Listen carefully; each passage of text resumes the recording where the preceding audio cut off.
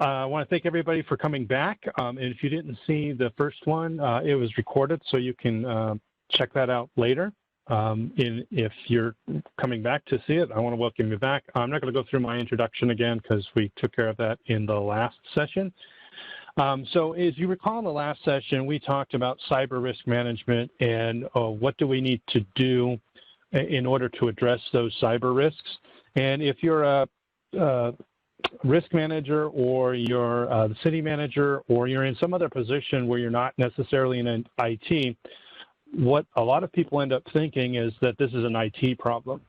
But what we have seen from all of the recent incidents that have happened with cities that have been hit is that cyber risk is a business risk, right?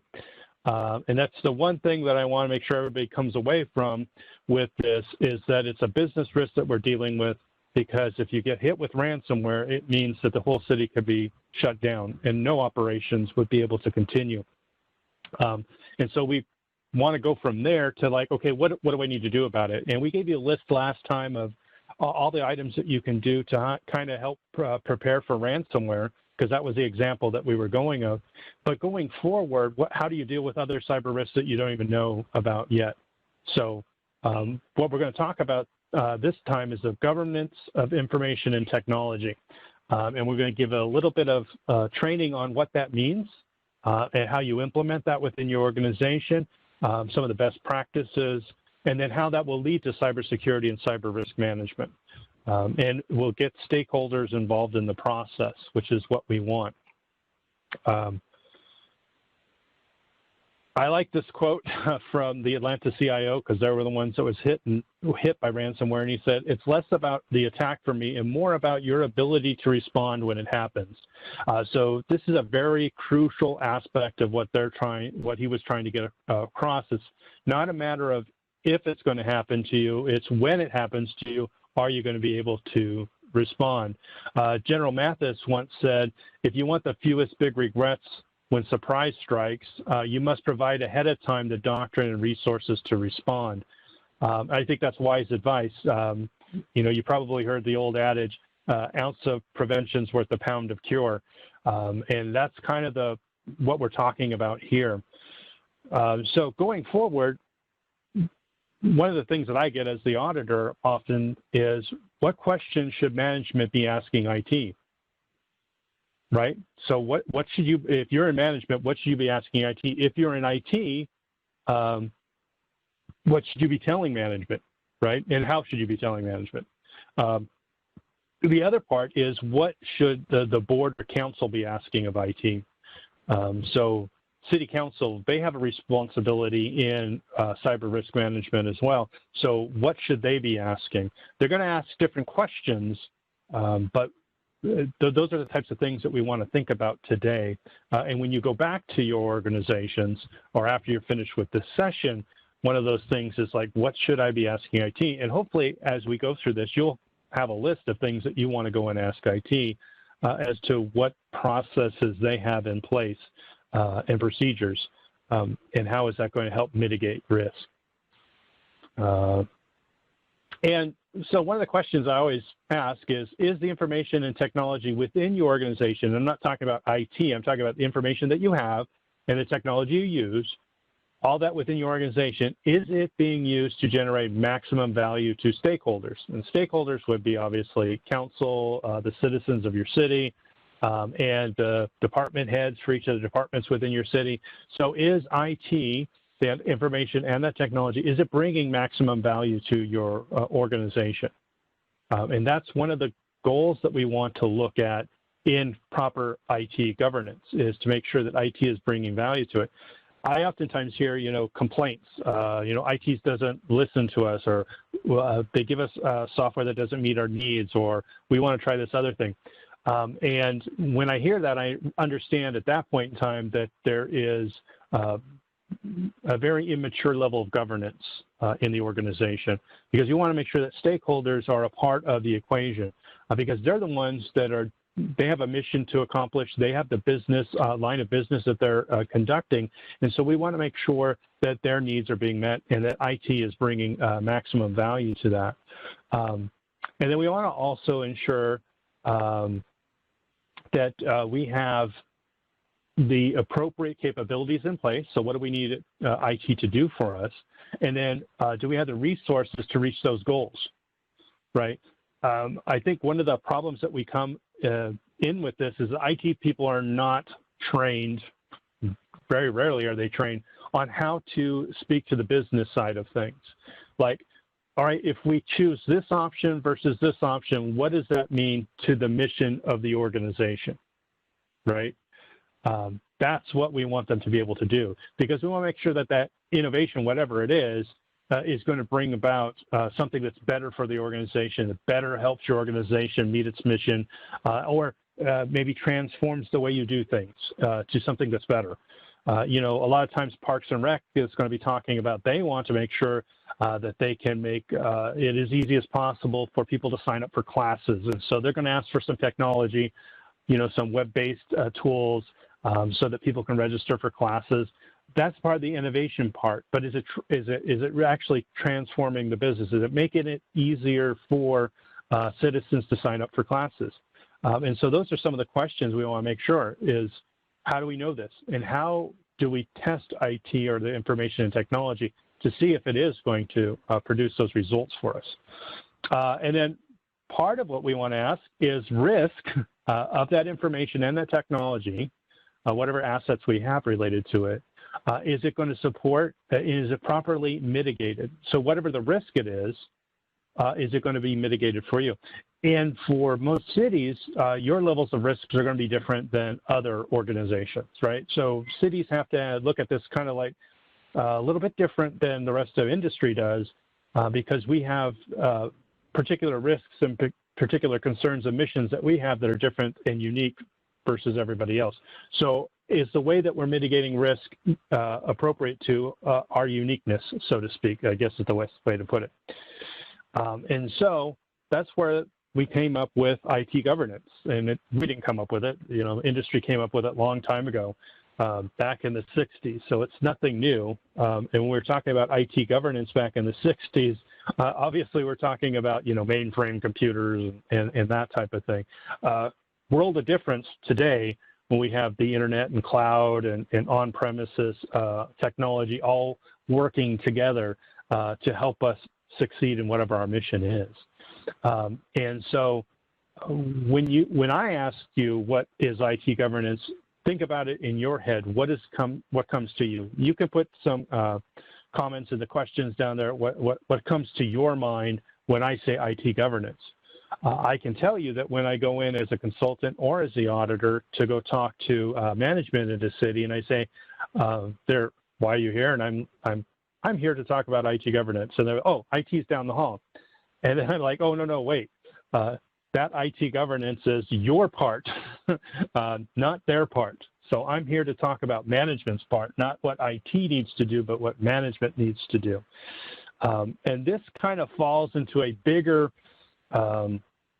bucket sometimes we call governance, risk, and compliance. And so some people think of governance, they think of just risk. They sometimes forget about compliance. But however, that's kind of like the very narrowest view that you can have about what governance is, because there's more to governance than just dealing with risk and dealing with compliance. Although I'm going to specifically focus on risk aspect. I'm not really going to talk a whole lot about compliance or the other aspects of governance. So we're going to talk about what the risk part is, because that's what this class is about. But I'm going to give you a little bit about what that whole framework looks like so that you understand kind of where it came from. And I'm going to give you a little bit of a history lesson too about IT governance as it has gone throughout the ages. So back in 1988, the IT Governance Institute, yes, there's an institute for that. It's been around for quite some time. It's an offshoot of ISACA, which has been around since the 60s, dealing with governance of information and technology.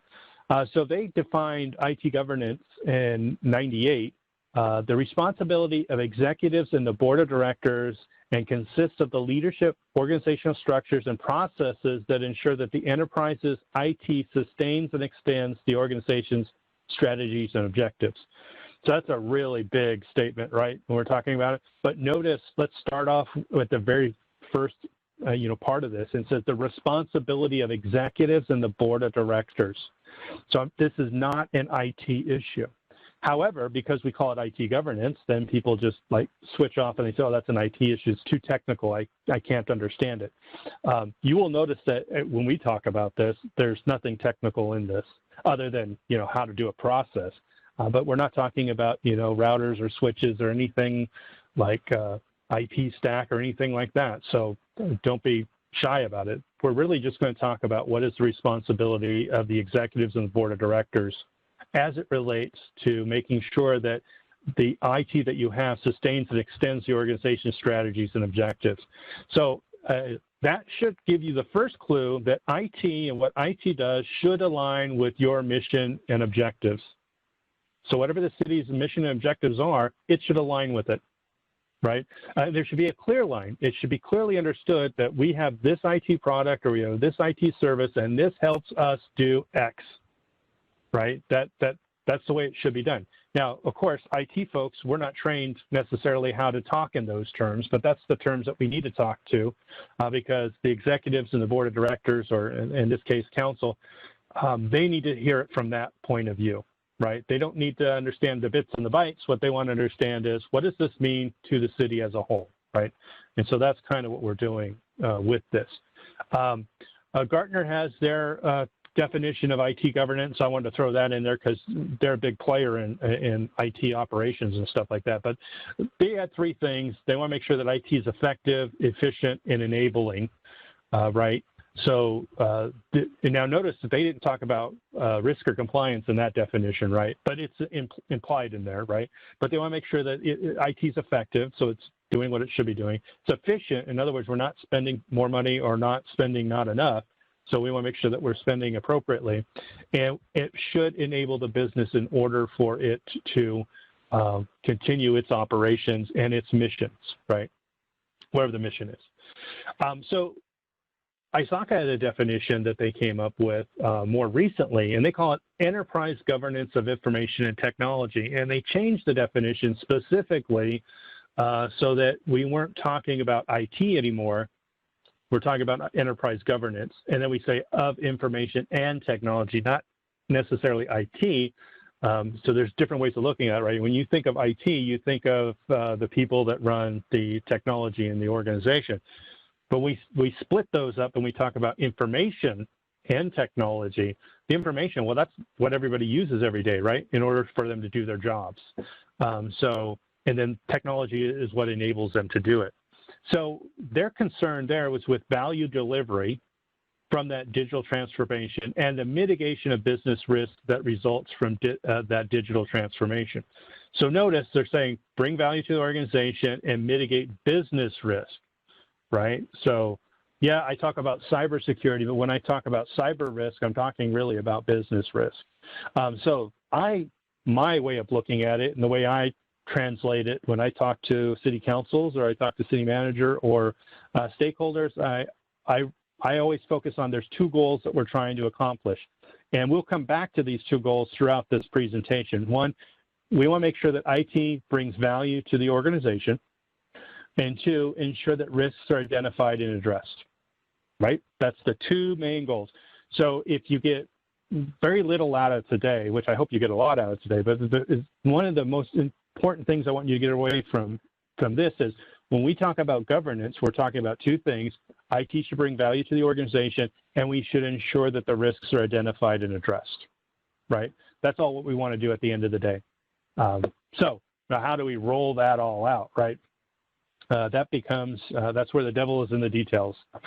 So COBIT 2019 is a framework that is used in order to implement the processes and structures inside of your organization that will help you then enable business and IT people to execute their responsibilities.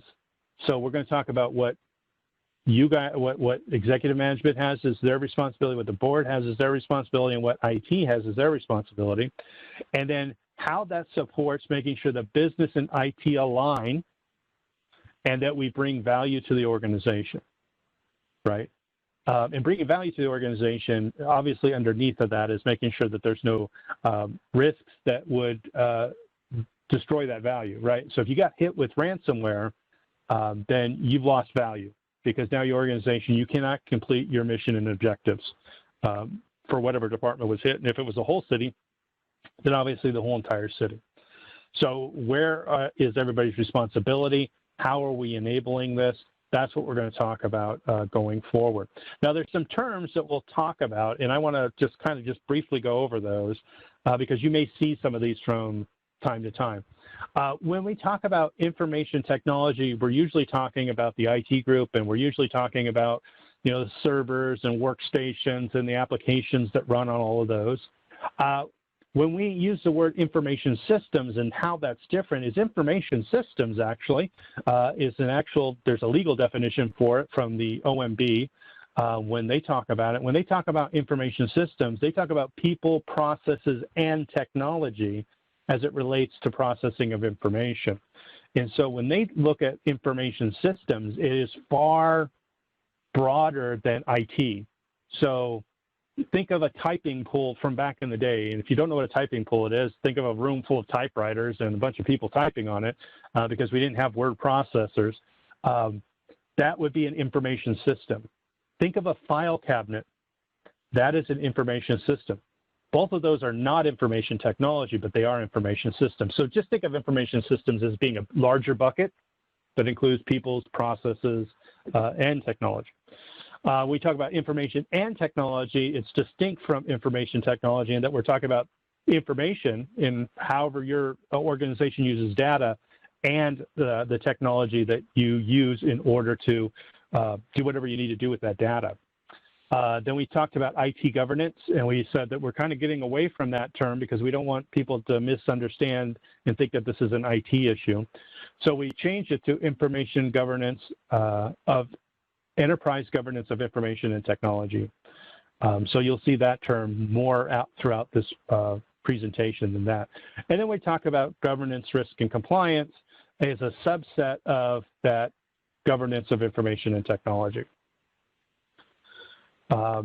So there are different frameworks out there. There's COBIT, which is available online. It's very a lot of organizations that fall under Sarbanes-Oxley and are publicly traded organizations use this framework as their main framework. So there's, and the reason why I'm telling you that, you're not publicly traded, so it doesn't matter to you that that happens. But I'm just letting you know that there's a lot of guidance around it because most publicly traded corporations follow that. Some cities have adopted COBIT as their framework to use. The other framework, which is very similar to that, and we'll talk about the differences between the two, but ISO 3850 is an ISO, International Standards Organization. It seems to be more Eurocentric in the way that it handles the framework. Not that there's a lot of differences between it and COBIT as far as at the end of the day, you know, you have kind of the same type of framework set up. The difference is that you have to pay for those documents. ISO is not freely available. COBIT is. You can go to the website and download it.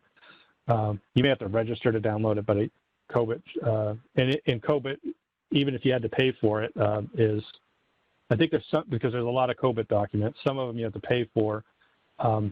And I don't know what that price is to tell you off the top of my head, but it's inexpensive compared to the other. The other one's like thousands of dollars for the documents as opposed to not very much. So get back to this thing. What questions should management be asking IT and what should the board be asking? It's the same questions that we were talking about. And again, when we get back to this, it's like, how important is that technology to your organization and for your organization to continue its mission, whatever that is? And each department is going to have their own different mission, and how do you make sure that that happens? Really,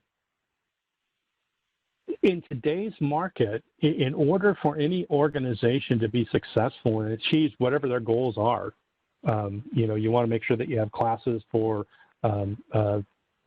citizens. You want to make sure that the police are able to respond. You want to make sure that the sidewalks are being cared for and being managed and maintained. All of that today, at some level, relies upon information and the technology that we use in order to access and manipulate that information. So when you think about it, in cities that have recently been hit with ransomware, I just did a presentation for the League of California Cities conference that's coming up the week after next. We did one on ransomware with the city of Livermore and the city of Lodi. Both of them had been hit with ransomware, and both of them would tell you that being hit with ransomware totally stopped their ability to conduct any business, right? They were not able to continue their mission because all of their information technology was out. They had to then go back to and try to develop, if they didn't have them, manual processes for things. And you really get appreciation for technology when it's not there, right? When you have to think about it in the old days, when you didn't have Google or Bing in order for you to go look up a business or something like that. We used to have these things called books. They were like phone books, and you'd have to look people up that way, right?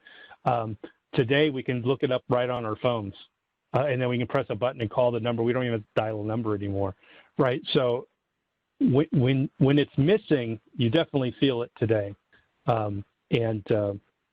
So that's what we want to look at. So effective IT governance makes sure that those business goals are being met, that whatever you've invested in IT is going to be maximized, and that managers that are aware of what their IT-related risks are and understand what the trade-offs are. Because there's always trade-offs, right? Anytime you have technology, there's going to be a trade-off. There's going to be something that's going to be beneficial to the organization. There's going to be something that's going to say, well, you have to change this process, or we have to change the way we do things in order to allow technology to bring that new opportunity to the organization. But usually the stakeholders or the managers want to know what are those risks. And if we're not having those conversations, how do we start making those conversations? Now, we have to say that obviously every city is completely different, right? Not every city is a huge city. Not everybody's San Francisco, right? Or San Jose or Santa Clara. Larger cities with larger budgets that can implement governance at a different level. But every organization can benefit from governance. And if you're a smaller organization, then your governance framework can be smaller as well.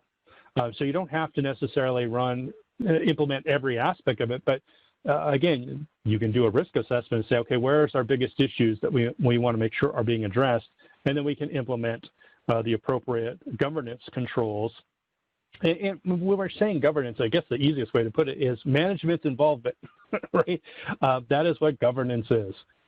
So beyond IT, stakeholder management, executive management, board or council management, their involvement in IT, right? That's kind of what we're looking for when we talk about this.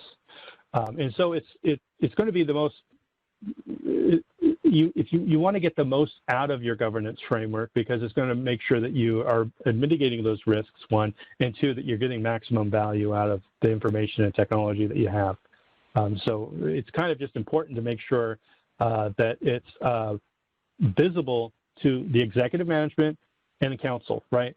At that level, you want to make sure that they understand the risks at a high level. They don't have to understand all the little risks, and they're not really interested in all the little risks, right? But they are understanding. They want to know.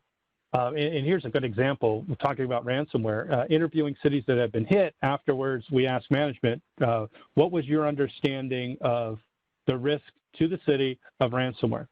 And almost always it's like, we didn't even know it was a risk, is one comment. Or another one was, we sort of heard about it, but we didn't know what the impact would have been.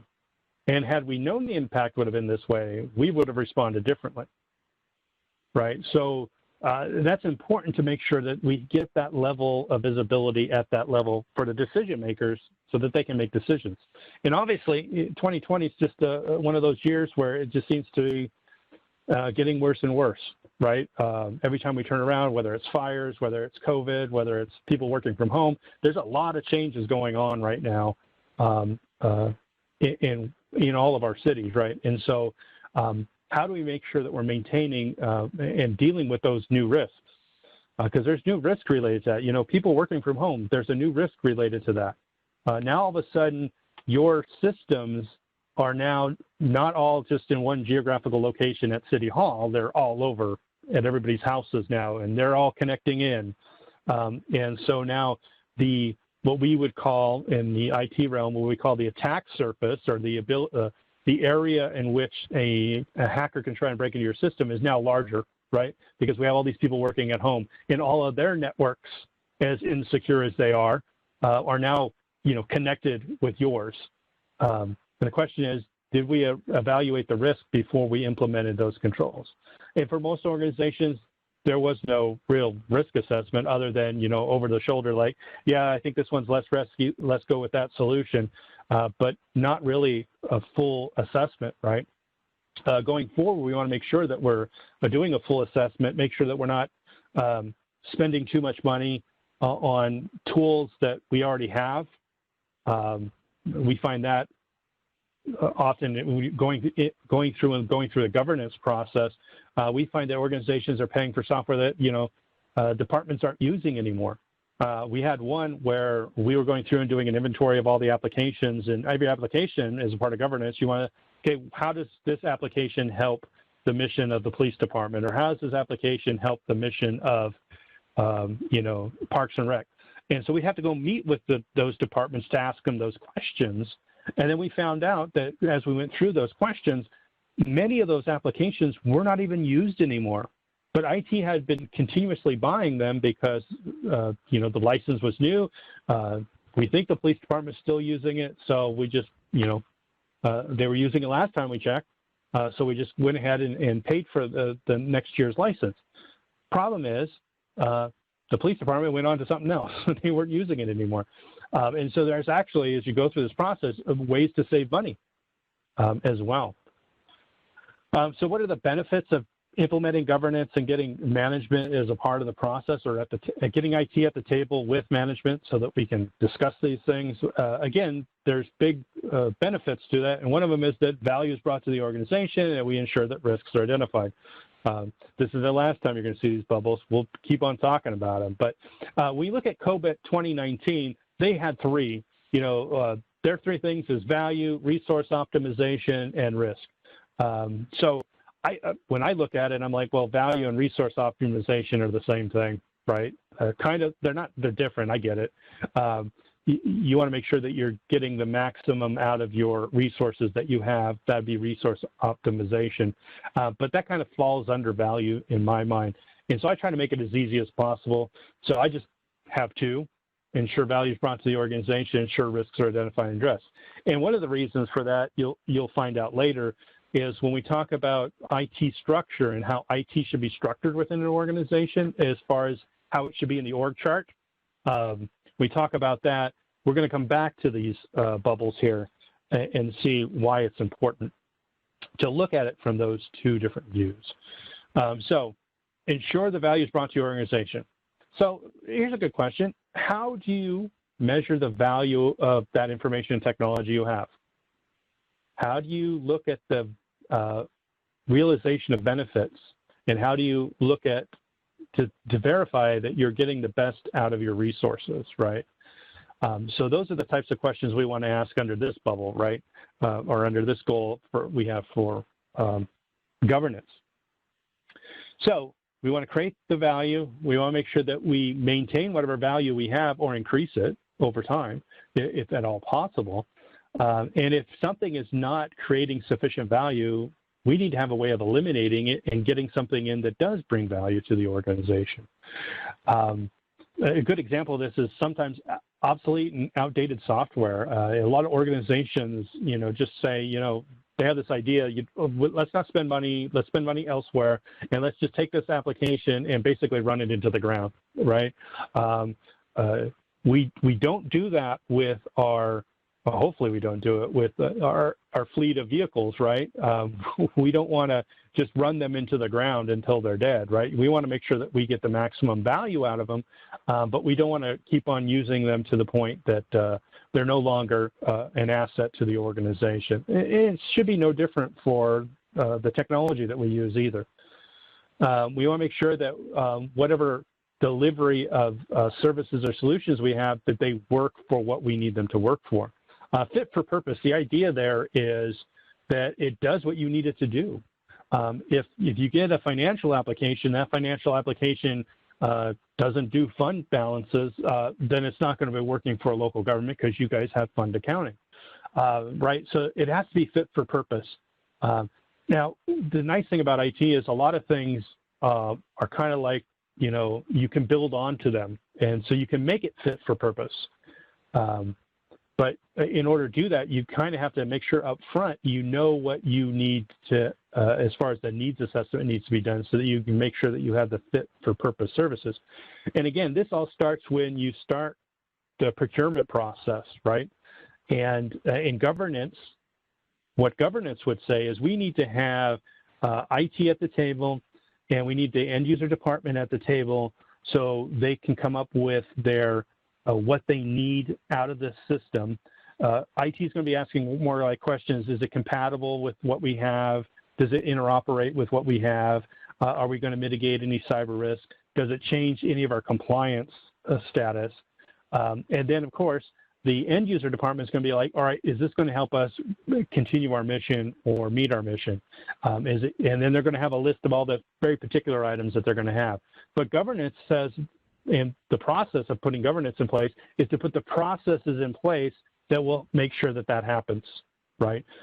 All the time, every time I go to someplace, it seems like there's always like this missing link between IT and the end user department where there was no communication happening, and then an organization bought something and it doesn't work for with what they got. A good example, one of the community colleges in the area, well, you guys are everywhere, so you guys aren't necessarily going to know which one I'm talking about. But one of them had the math department. Math department decided, okay, we need to buy this new software. So they had bought, and this goes back a ways, they had a bunch of iMacs that they had in their lab, and they wanted to buy this software. So they went and bought this software, and then they bought the software, got a grant, bought the software, took the software to IT and said, hey, can you install this for us? IT shows up and says, okay, well, this doesn't really work because you have iMacs and this is Windows-based software that's not compatible with each other. And the problem, and this should have been caught, I mean, this was a big waste of money. And it was grant money too on top of it. It was a waste of grant money because what they ended up having to do is put a virtual version of Windows onto the system in order to run the application. So that was an additional cost that they didn't need to have had they just either bought Windows-based systems, or had they bought the software that supported Apple Macs. But because nobody asked the question, IT was not involved, they got the wrong stuff, and then it ended up costing them more money. So we want to make sure it aligns directly with what the business values, that mission, again, should be aligned perfectly with it. And we want to have some type of way of measuring an impact. How does this technology help us? How much time does it save us?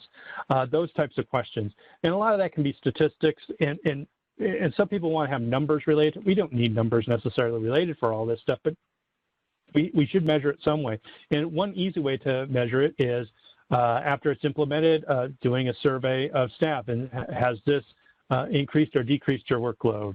Those types of things. So there's a lot of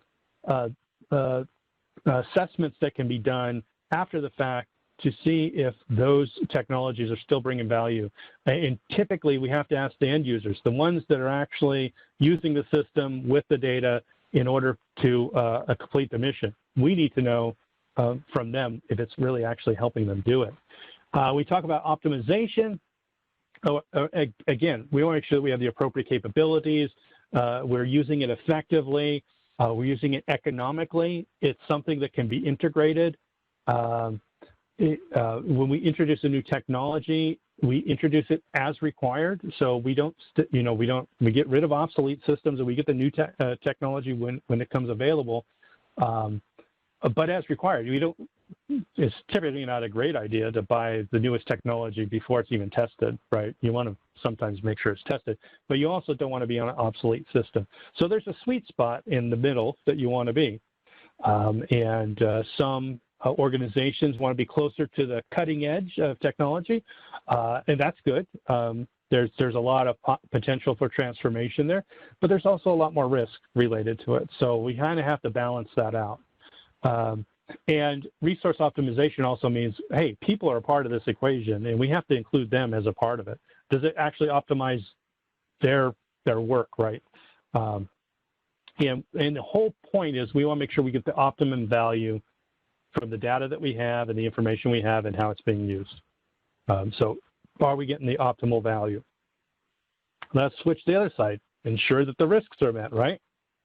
How do you measure the mitigation of risk-related information and technology? How do you do it now?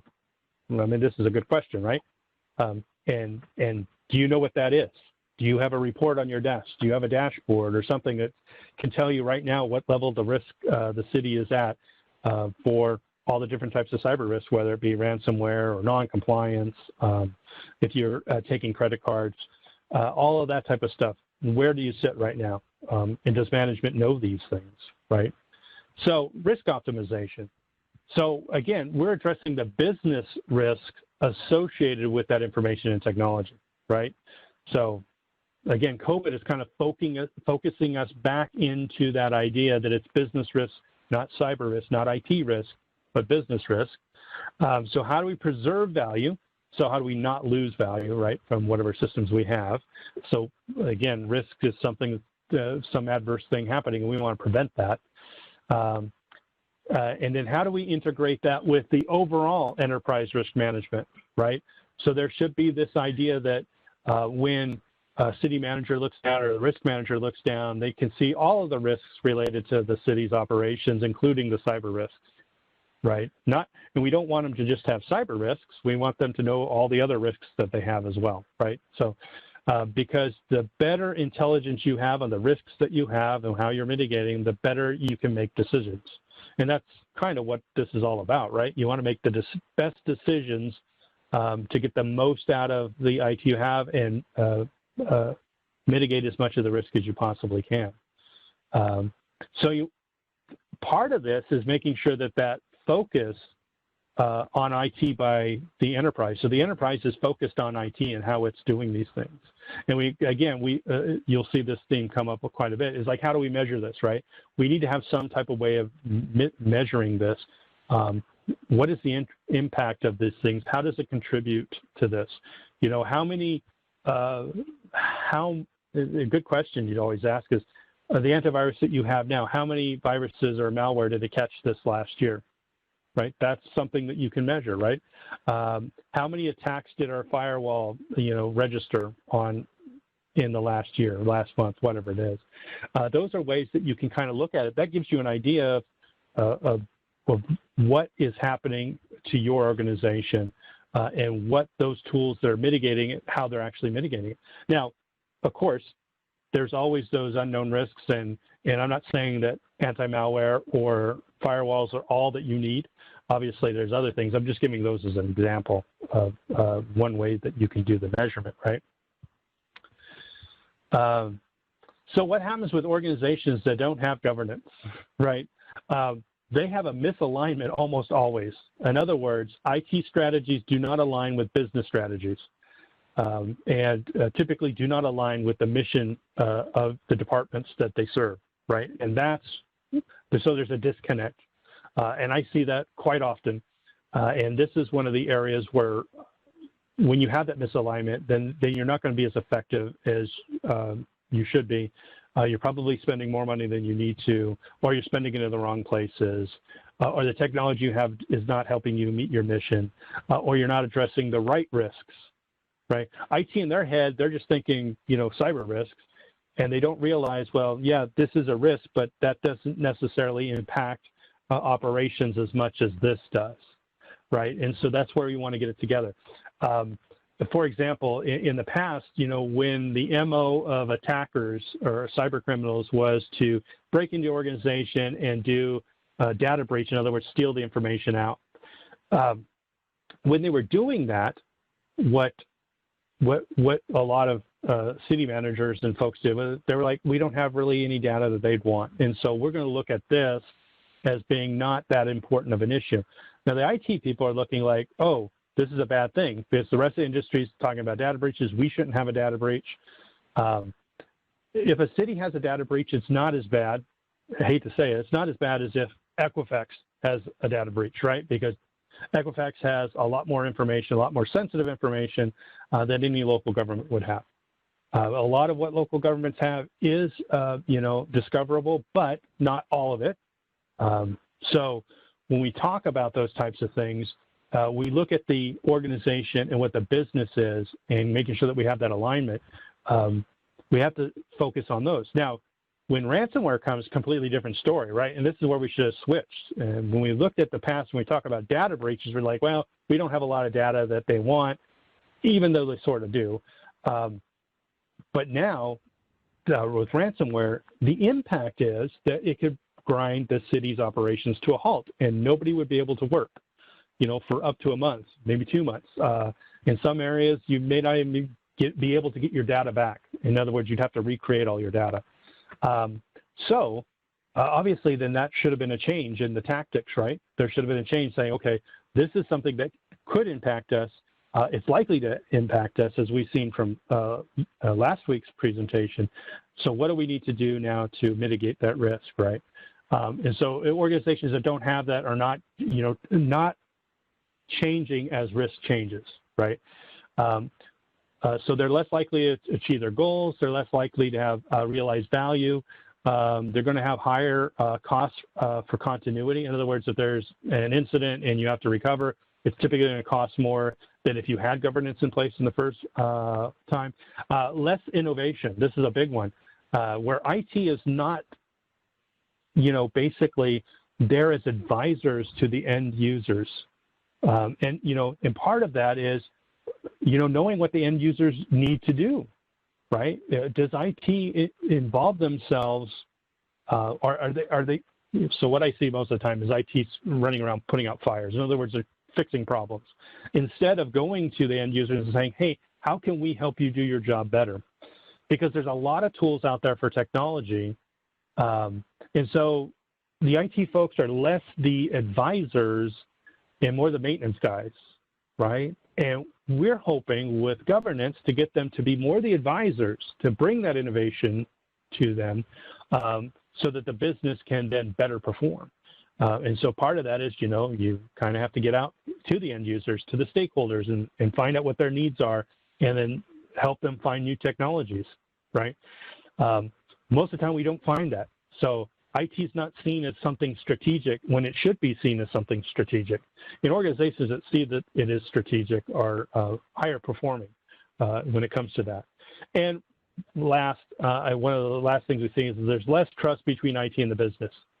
I've gone into organizations and it's just because they didn't have governance where IT and city manager were not even on the same page. There was a lot of animosity between them, and it was all unnecessary, right? What we needed to do is get them both at the table at the same time, and then translate the needs of the city into the technology, right? And once we were able to do that, we can then see the organization mature relatively quickly. And so, again, if the organization does not have proper governance in place, putting it in place is going to make things better. It's not going to make things worse. A lot of people think, oh, this is going to be a lot more work to do. Again, this stuff's been around since the 60s, so it's not new. This is tried and true, so to speak. It's been tested. We know that these things work. In fact, when we do presentations we do assessments on organizations. Organizations are able to recover faster. They're able to find the problem faster. They bring more value to the organization. These things all we know. We can demonstrate those things when we have that governance in place. So think about this. Your organization's on a spectrum for having almost no governance to having a very mature level of governance, right? And the way COBIT looks at it is each of these control objectives that they have, as a part of their framework to implement governance, they have a spectrum of each one of those. So each individual control objective, it can be very mature or very immature, right? And obviously, so I have this little graphic here I kind of like to demonstrate for you. And so there's a spectrum here and all that stuff. And if you look at COBIT, the way they look at it, non-existent means you don't have anything in place, right? You don't have a control in place. You don't have a procurement process to verify and make sure that you're addressing cyber risks at the beginning before you purchase the product. Then you have an initial phase.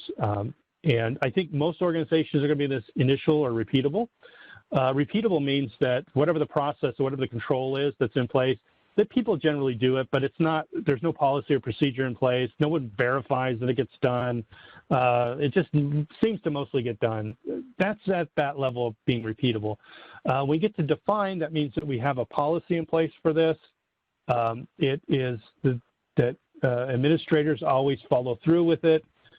We get to manage, then we get to this process of that there's a level of review for this. In other words, there's checks and balances on these things. And we get to the highest level, optimized. That's where it's more quality assurance. And quality assurance means that we take output from mistakes and we put that back into the process to say, how do we make this process better so we don't have these types of problems in the future? So that kind of gives you the spectrum that they look at. Now, if you look at value from that, how much value does IT bring to the organization when you have non-existent controls? Extremely low is what it's going to be, right? On that particular control, whatever it is. And if we go to being optimized, you're going to get higher value. So if you want higher value to the organization, you want to be the most mature you possibly can be in your governance framework. So you want to get close to optimized as you can. And when we look at risk, it's the same way, right? So risk is going to be high when you don't have the controls in place, and it's going to be low when you do have the controls in place. So again, the more mature your controls get, the lower your risk goes, right?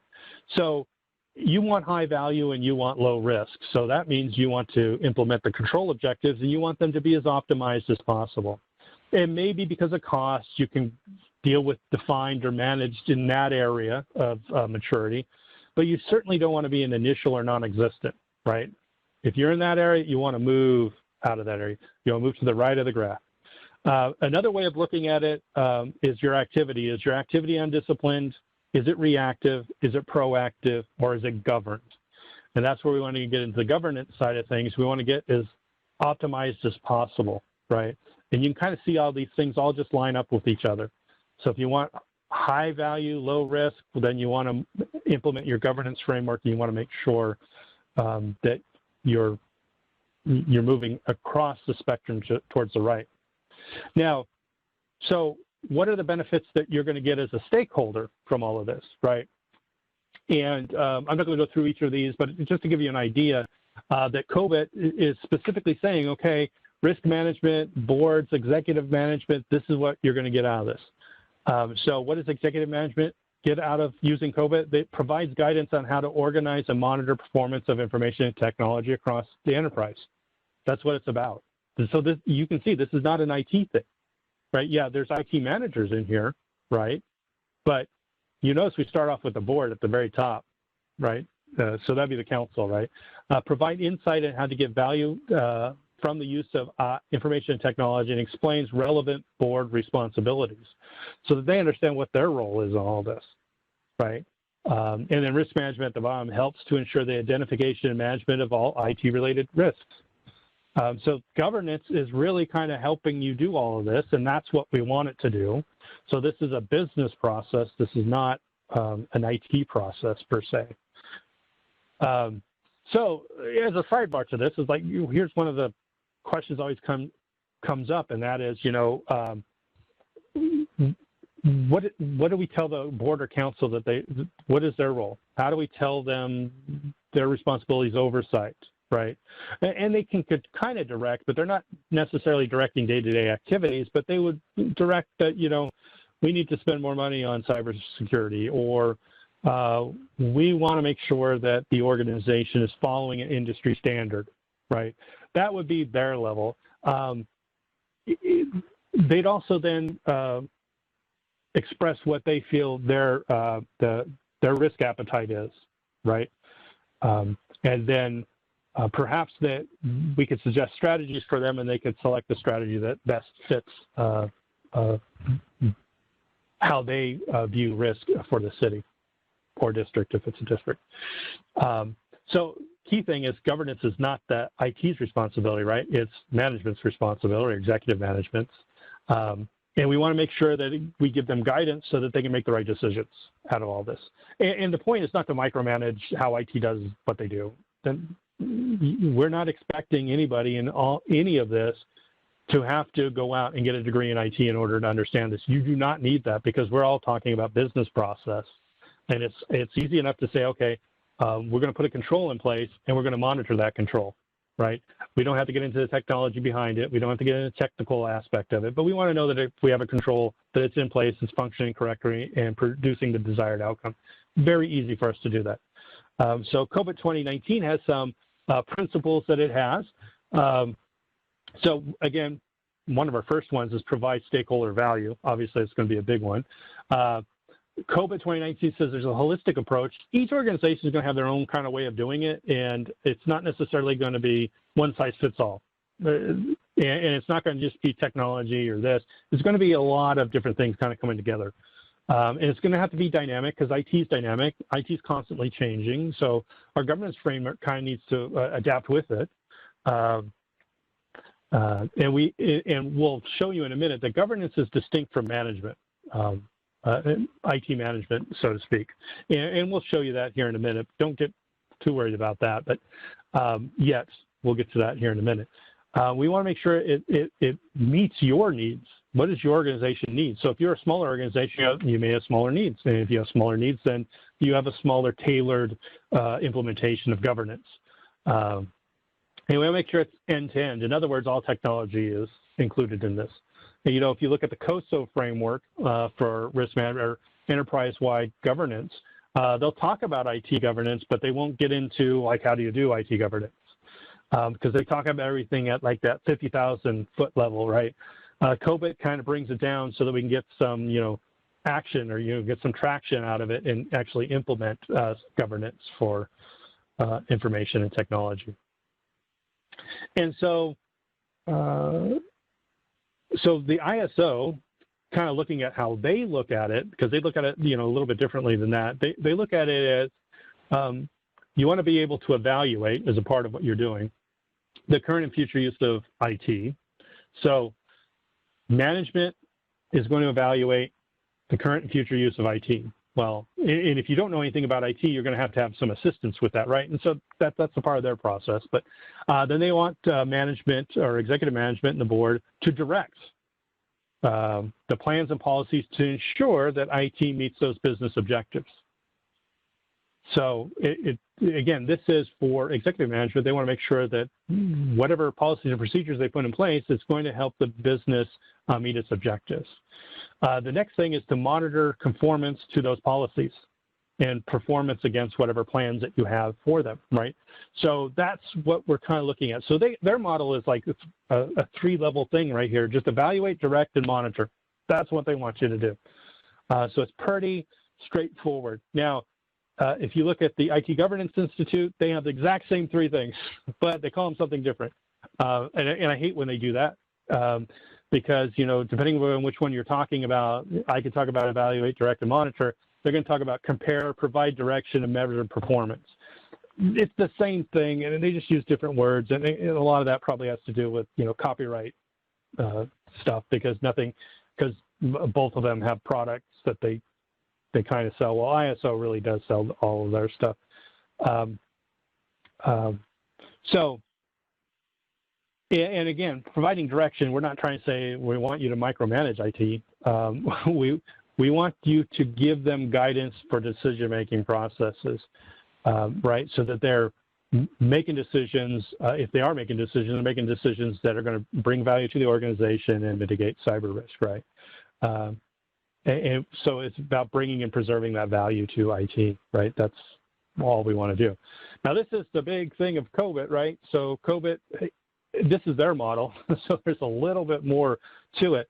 But this whole bottom part, just ignore this bottom part. So, you know, let's just talk about this top line across there. It says EDM01, and then across there, so there's like 5 little bubbles or boxes there. So their core model for governance, the top is governance, and the bottom bigger area is management. And so we're not going to get into the management aspect of it, but if you wanted to have policies and procedures in place that support the governance, these are all the policies and procedures that you want to have in place, right? So let's go back up to the top and talk about the governance framework. So you want to ensure governance framework and setting and maintenance. So you want to make sure that you have a framework that you're going to implement and you're going to maintain that framework, change it as time goes, right? So that's what we're looking at here in that first one. 2, ensure benefits are delivered. That sounds familiar, right? That's one of my bubbles. Ensure risks are risk realization. So in other words, that we're dealing with risk. And then ensure resource optimization, and then ensure stakeholder engagement. So if you take off the first one and the last one, which is having the framework and then making sure that you know, stakeholders are involved, you get back to those 3 benefits that COVID said that they brought: benefits, risk, and optimization. And like I said before, optimization and value, I kind of put our benefits, I put together under value, and then risk. So that's what we're talking about here. And when they look at their framework, that's kind of the way that they're showing you how it works, right? And then all these other things down below are all stuff that kind of support that model. So again, when you look at those domains, evaluate, direct, and monitor is in that governance. And then the management, underneath management, is align, plan, and organize, build, acquire, implement, deliver, service, and support, evaluate, monitor, and assess, right? So the bottom part is a life cycle approach, right? There's a life cycle related to this. And the top part is making sure that we have that, we evaluate, we direct, and we monitor, right? So they're monitoring already. It's just about getting the stakeholders to have access to that monitoring so that they know, where things are and can help make decisions on budget or whatever else in order to move forward.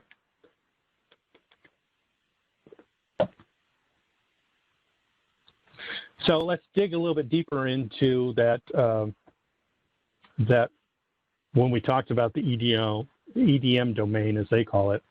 And again, making sure that we have a framework, ensure benefits are delivered, risk is optimized, resources are optimized, and that stakeholders are engaged. That's what the whole thing, and again, just relaying what we do. Now, what happens when it's not in alignment, right? So question for you, do you feel in your organization that IT is aligned with the organizational mission, goals, and objectives? And maybe this is not a yes or a no. Maybe this is a high, medium, or low. Do you think that the alignment is very little or very lot or somewhere in between? You can look at it any different ways, percentage-wise. Is it 100% aligned, or is it 87% aligned, or is it 65% aligned, or is it 50% aligned, or is it 25% aligned, right? So figure that out for your own organization, and then figure out, okay, now how do we make sure that we get higher? How do we aim for 100%? Now, you may never hit 100%, but we still got to aim at it, right? If you're not aiming at it, you're definitely not going to hit it. And if you're aiming at it, you may miss, but you're still going in that direction, right? So how do you, now, here's the second question. Now you said, okay, we feel like we're aligned, or you're not. And I think some people are there, oh, we're like 95% aligned. And other people are like, oh, we're like 25% aligned. Now the question is, how do you demonstrate it, right? So how do you know, right? Because remember, the first question I asked you is how you feel, right? So that's very subjective. And you say, well, I feel like it's whatever. But now how do you demonstrate that? How do you actually know that what you're feeling is true? And that becomes the biggest question, and this is probably like the harder aspect of governance in there, is like, what do we need to monitor? How do we need to report that information so that we can demonstrate that organizational mission goals and objectives are being met? And they can get met via procedures and documentation that we can put in place. We can measure all those things, and then we can correlate all those things together, and we can show and demonstrate, all of this information. So think about this. Here's a scary thing. Next time at a council meeting, council member is going to say, can you demonstrate that IT is aligned with the organizational mission goals and objectives? Would you be able to answer that question? Could you demonstrate it? I mean, not just answer it. I mean, yeah, everybody's going to say, yeah, we're doing a pretty good job. No, how do you demonstrate it? Right, that's the thing. And this gets into the whole idea, you always hear this with the audits, trust but verify, right? It's not enough that, I say, hey, this is wrong. I have to show why it's wrong as an auditor, right? Again, this is kind of what we're trying to do. And some people call it like the mission cascade, right? And it's this idea that you have a mission, the overall city mission, and then each department has their own mission, and IT supports them, and cybersecurity or risk management supports them. And there should be this alignment between them, through all of those. And it should be quite clear what IT services that you have, how it supports all of those processes that need to happen in order for organizations to meet their mission, right?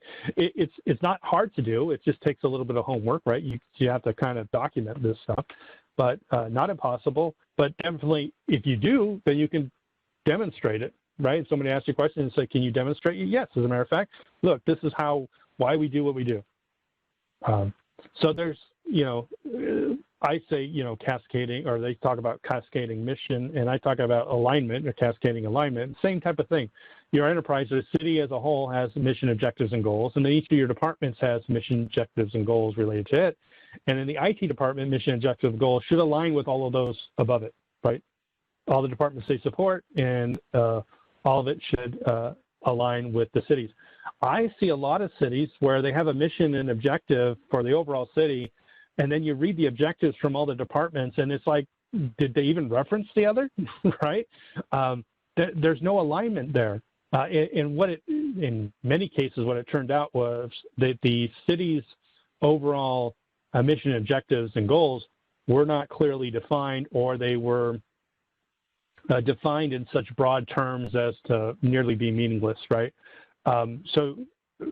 And I'm not saying that you have to make them really super specific, but I'm just saying that it should be clear that, for example, I think one of the cities that says they wanted to make the city a place where families want to live and raise their families, right? So that's a noble mission to have at a city level wide. So then the department, Parks and Rec, would say, okay, well, in order to meet that goal, we want to provide families with a place to play, classes for families, childcare services, whatever it was.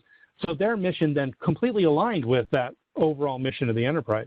And now the question is, like, how does that align with IT? Well, then IT would then talk about their mission objectives is to help those departments deliver those services, right? So if their goal is to make sure that there's parks and classes and that kind of thing, because that helps make the city a place for families to live, well, then the IT department can clearly say, well, this class management system that we have that allows us to do this makes it a place where families want to stay. We make it easy for them to sign up for classes because we can take online payments. And so hopefully now that I've just kind of like gave one example, you can see where there's this alignment from the city to the department to IT, right? Or whatever aspect that IT, is supporting, if it's a single application for one of those departments.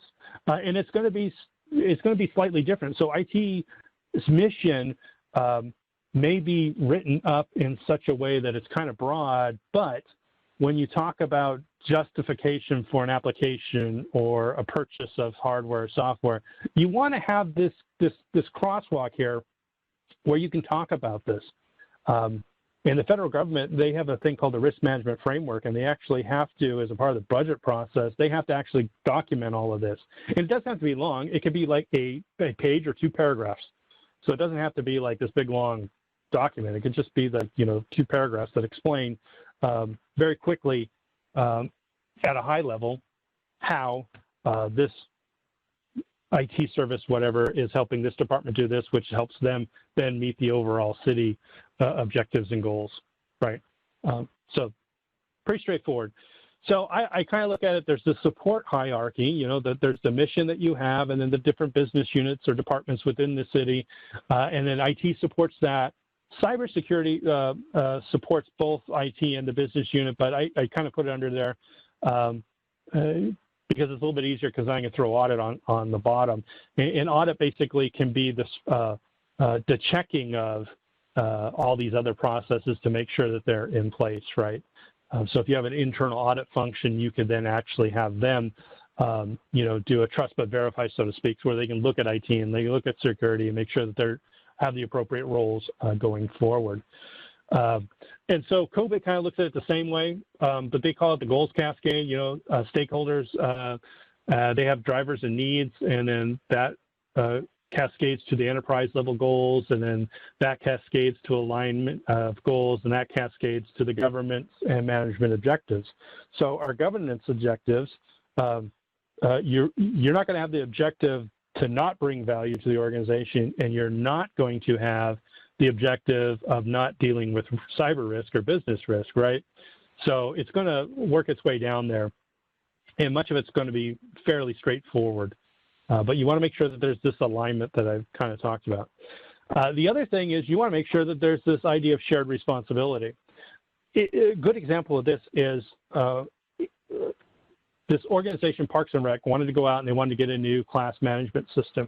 And when they went to go get a class management system, they had a couple of requirements. They wanted to be able, people to be able to book the classes online or book the park and pay online after they booked the thing. So again, they're trying to automate the process, makes it easier for the citizens, it makes it more efficient for staff. But in the example that I'm going to give you is they went out and they asked IT, hey, what do we need to do? IT said, well, we know that there's the credit cards because you're taking credit cards, and because of that, you need to make sure it's PCI compliant, which is a standard for security that you have to have for processing credit cards. And so they said, okay. And then that was the last time they talked to IT until the day they were going to implement. But here, IT has goals. One is to make sure that everything brings value to the organization. IT and cybersecurity also want to make sure that you're mitigating risk and make sure that you're not violating any compliance requirements, right? Parks and Recs have their goals of making sure that they have classes and stuff for the organization. Finance has goals too because they're handling money. So finance wants to make sure that all the money is accounted for appropriately in their requirements that they have. So when you're looking at this new system, you have 3 different stakeholders at very least. You have IT, cybersecurity if it's separate, and if it's part of IT, then it's IT and cybersecurity. Then you have finance because there's money being handled and they're responsible for accurately reporting it all. And then the end department, Parks and Rec, because they have a responsibility to make sure they can meet their mission. Well, in this example, what ended up happening is they didn't talk. They didn't have finance involved. They didn't have IT involved, and I think there was a level of distrust there because in the past they didn't feel like IT was representing them. So they went out and bought software. They asked the question, is this PCI compliant? And the vendor said yes. And so then they bought the system, and then through the procurement process, they did things, risk management did things like look at, the contract and all that stuff. But in the risk management process, they were not looking for compliance, and they didn't look at cyber risk. So again, there's another failure here, is that the procurement process did not have adequacy to make sure that we were addressing everything that we needed to address. So they ended up purchasing it, give it to IT and say, IT, you need to implement this. IT's like, what? Oh, well, if we implement it the way you have it and the way you purchased it, it requires that our entire network also be PCI compliant.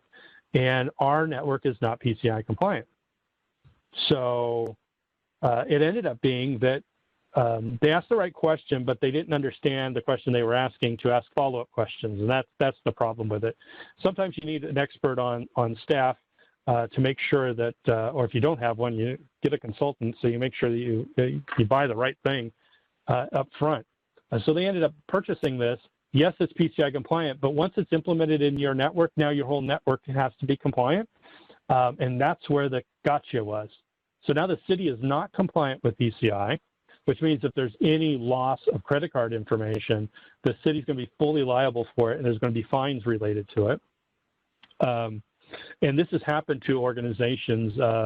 It's happened to a couple school districts. They have a lot more transactions usually than local governments do. But if you're a utility and you have a lot of online transactions, or you have a lot of credit card transactions because you have a lot of bills, there's a lot more risk than if you are just taking payments for classes for Parks and Rec, right? So there's different levels of risk, but compliance doesn't care one way or the other, right? Compliance is you do it or you're not doing it, and you have to do it. So in that situation, there was someone along the line, again, through this whole procurement process, someone should have said, okay, this is what the risk is. We could have a data breach, and it could cost us a lot of money. And then somebody should have also said, okay, this is how it affects our compliance. We would not be PCI compliant if we purchased this the way it is. So a better choice would be, and somebody at that point in time could say, okay, here are some alternatives to implementing that software, or add-ons that you can add to that software in order to make it compliant, or make it so that the whole network does not need to be compliant. And so because they didn't do that, the city now is looking at either not being compliant and just dealing with it, or it's about $500,000 to implement all the controls necessary to mitigate that risk and become PCI compliant. So again, a decision could have been made that costed $5,000 from more than what they ended up paying for. But they would have had to have gone with a different class management system. It would have cost them a little bit more, but they would be compliant today, instead of not being compliant or facing, $500,000 trying to become compliant. So again, this idea of shared responsibility is super important. You don't want to be wasting money on stuff, especially in times when it's tough, right? A lot of cities are talking about revenue shortfalls and all that kind of stuff. If that is the case, this is even more important, to make sure all the right people are at the table when the decision's made. And if IT doesn't understand what the cyber risks related to are, and they don't understand the compliance, so you need to get somebody who does understand that on board. And then you need to bake into your processes so that the whole idea of procurement, which we have processes around, but there's no sign-offs on all of this stuff, right? Everybody has a shared responsibility here, because finance has their responsibility to make sure that the proper accounting of funds. IT has their responsibilities. You want to make sure if they're involved, that they have to sign off on this as well. So that all three departments had to be involved in this process. All three of them have to sign off on it. There should have been a risk assessment done and a compliance assessment to tell you what the level of risk is to that and the level of compliance, so that Parks and Rec can make an informed decision, right? And if Parks and Rec say, we want to save the $5,000 and we don't care whether we're not compliant, and we don't care that it's going to impact the city, for $500,000, well, then you have a problem. And that's where a city manager has to step in and say, whoa, all right, now that there's this whole overarching thing, that there's a cost to the city that's excessive. And even if you're the end user department, against the advice of finance and IT, you want to make a decision, well, then somebody else needs to step in. But I don't think IT should make the decision. I don't think finance should make the decision in that case. I think Parks and Rec needs to make the decision. but they need to be informed, and that's why everybody has to be at the table so they can be informed and make their appropriate decision. And if there is any dispute, then city manager can come in and say, okay, I'm going to be the arbiter on this one. We're going to call it, this is what we're going to do. Or this is what we need to do going forward. But that's what you want to do with this idea of shared responsibility. Everybody has missions, goals, and objectives, and how you make sure everybody is able to do those together. It's going to be, you're going to have to collaborate, whether you like it or not. I mean, it's a good thing to collaborate. There's no real downside to it. It's just getting everybody at the table. And yes, there's individuals that have issues. We have to deal with that, but get people in there that can help with that. If you need a project manager that can help them all sit down at the table and all work at the same goals, then do so. So there's no silver bullet that's going to do it or an ideal way. So we try to get the best governance system to fit in there, but you're going to have specific context that you're going to need, and we'll show you how you can look at all that stuff moving forward. So here's a question. Has senior management, more specifically council, communicated risk tolerance to the IT department, or have they communicated their risk tolerance to city manager, who then in turn puts it down the chain of command until it gets to IT, right? So does IT understand what the risk tolerance is of the executives, right? And this is something that most executives do not have a meeting and say, hey, this is what I want out of you guys in IT, or you gals, or whoever.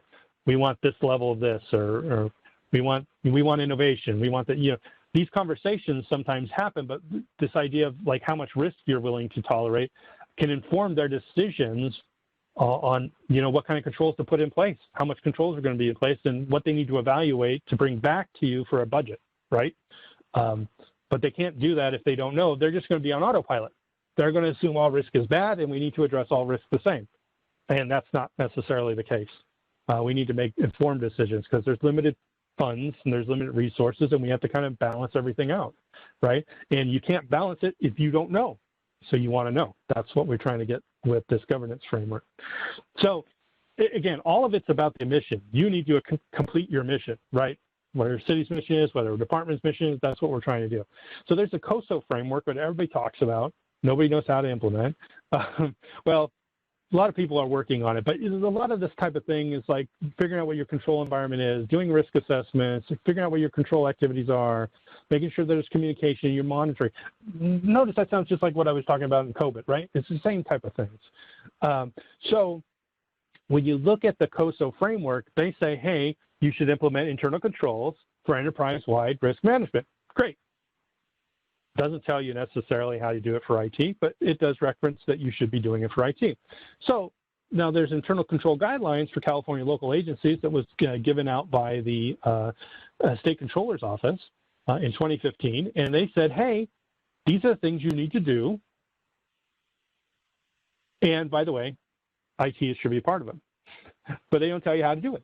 Well, that's where COVID 2019 comes in. And that's just the newest version of it. But COVID, that's where COVID comes in, is it kind of tells you how you implement your governance for information and technology.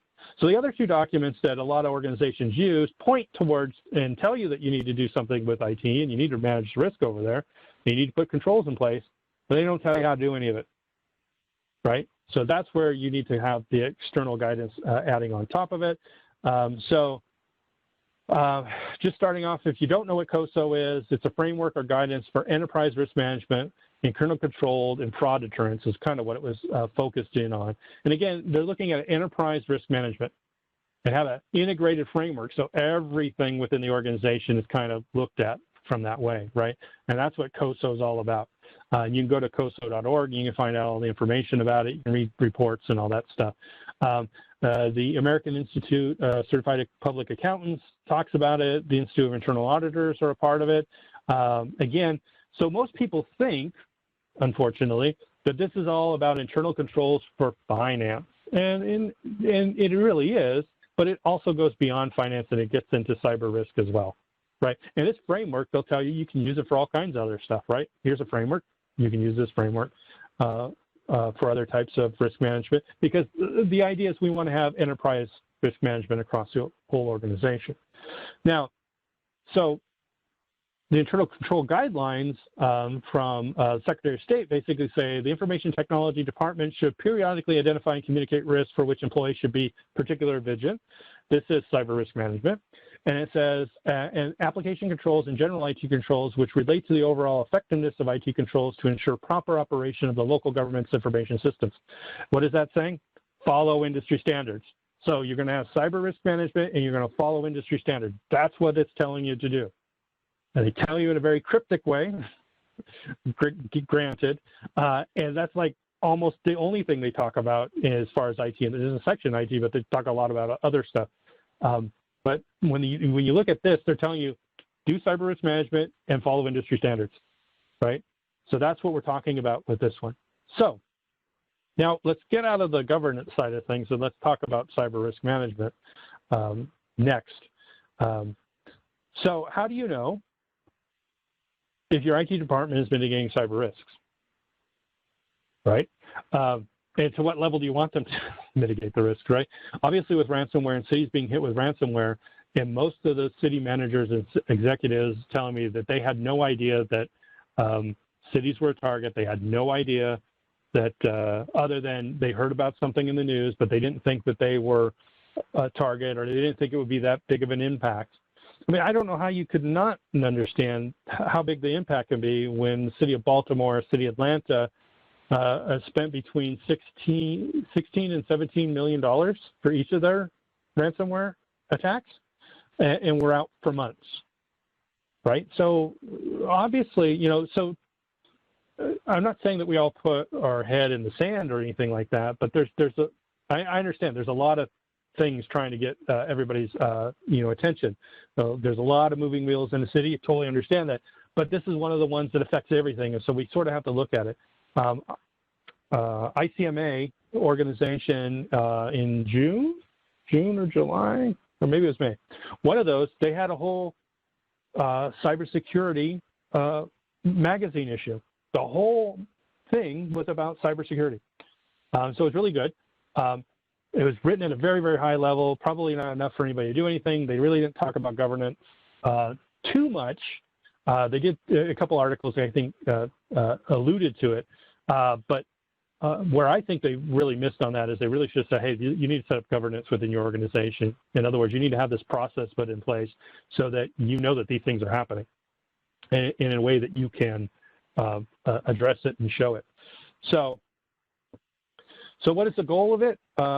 Again, it's all about the mission, right? We can't completely eliminate risk, so we have to deal with it. So we have to balance that operational economic costs of protective measures to achieve our mission capabilities. And that comes from one of the NIST documents, NIST Special Publication 8100. So basically it's saying, hey, we want to make sure that we can have that. We want to make sure that you can perform your mission and that we're addressing those risks. And as I said before, no one size fits all for risk management either when it comes to that. But there's the basics that we need to make sure is that someone's doing it, right? Two, that management's aware of it so that management can make informed decisions. So at the very least, that's what we need. Now, how you set that up within your organization, that's going to be completely different. If you have a larger organization, there's going to be some type of communication up and down, looking at risk from a high level to a low level. For most local governments, you're probably not going to have as many tiers here. It's probably going to be very, very straightforward. If you get to a county, it's going to be a little bit more difficult because you're going to have a lot of different departments, and departments are quite large. And so you're going to have an enterprise-wide view, and then you're going to have each department's probably going to have their views of cyber risk, and then information systems that's underneath it. You're going to have to look at the risk at that level as well. So you can end up with 3 different levels of looking at risks. And obviously, the state of California even get more complicated when you get at that level. But they're going to have to really kind of focus at the enterprise level to make sure that the other levels below them have the information they need to get their risk management. So what are some of the risks that you're looking for? So when we look at risk, we're looking at risks to operations, which includes mission, functions, image, or reputation. Remember, your image and reputation is something that is an asset that people don't always think of, but certainly if you are in the newspaper related to something and people are going to start showing up at council meetings and it's going to turn into a big issue, it can become a bigger issue than it needs to be, right? So that's one of the things we need to look at as far as the risk. We have to look at risk as far as to assets, to the individuals, other organizations. Because other organizations rely upon us, right? You know, public safety, they rely upon us. So other organizations rely upon us. So we have to understand that if something goes down in the police department, it doesn't just affect the city, it affects everybody else in the city, right? So all of our citizens are affected as well. And the nation, and I'm using the legal or the definition that NIST uses of what kind of risks you're looking for. So they put the nation in there. And certainly if you're a city and you have critical infrastructure, or if you're a district and you're doing critical infrastructure such as water, power, whatever, utilities, then there is an impact to the nation potentially there, right? So when you look at cyber risk, you kind of have to look at it at that level too, if part of the country relies upon it. So look at risks as it relates to all of those things, not just of your organization per se. So who best understands the impact overall to the overall mission of the city or the district or the county or the state or whatever? Who understands the impact? So a better question is, like, who understands the impact to the mission of the finance department best? So if the ERP system or your financial application went down and you lost it and you had to recover it, who best understands that impact, right? Probably the finance director, right? This is where it gets back to, this is why IT shouldn't be making the decisions for these types of things, because they don't understand the impact. The best person that understands the impact is that department head. For the overall city, city manager best understands that, right? So they need to be a part of at the table with some of these decisions that are being made. And they need to understand, they ask that question is like, how does this impact that mission that we have? So management role. Obviously, management's role is make decisions, right? But they have to balance cost and operational goals. They're going to figure out what level of risk they want to accept. They're going to have to figure out what the cost-benefit analysis is. They want to know what controls do we have in place to mitigate risk currently, and they want to know that they're in place and they're actually working and they're performing as intended and they have a desired outcome. It's one thing, and this is where you might want an assessment. Management or council is required by law to actually have an audit for the financials.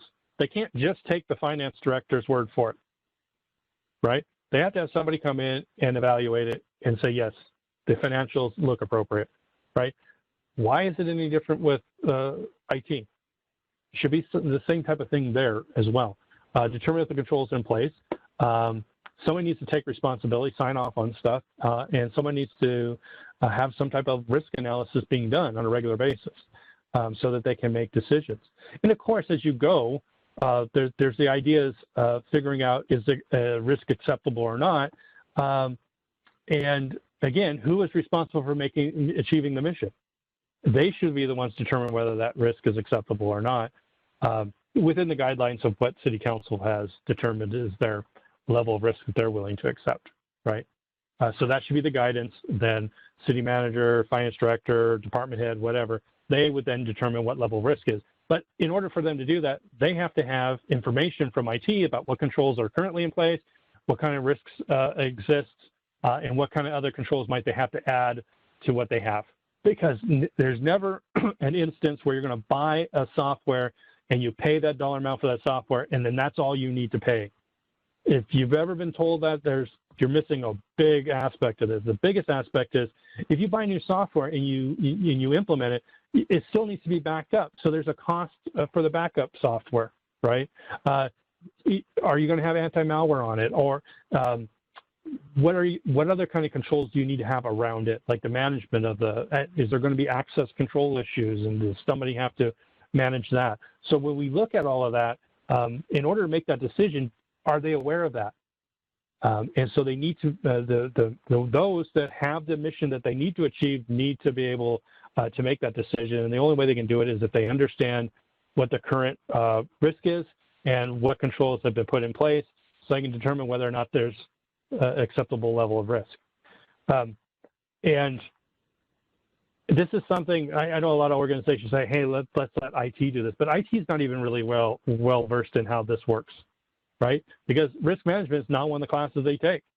So they don't necessarily understand cyber risk management. They understand controls, they understand implementing controls, they understand managing things, but governance and risk management is not something that's taught.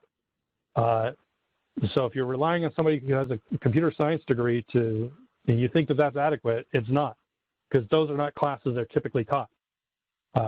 They may be taught if you have a degree in the cybersecurity ones. They typically have this kind of stuff because there's usually a class on governance. But some MBAs that have an IT focus on them, they will focus on that. But like a computer science degree, they don't. Not any of the ones I've seen for any of the larger colleges. So governance may be completely lacking on that side of things. So you just want to make sure that you implement it. So everybody's going to have different roles and responsibilities. And we kind of talked about that in that one graphic from the COVID-19 on a previous slide. So there's various methods to go through and do risk assessment activities. But what I want to get in, so this is internal control guidelines that we talked about earlier. And it says you have to identify them and monitor it.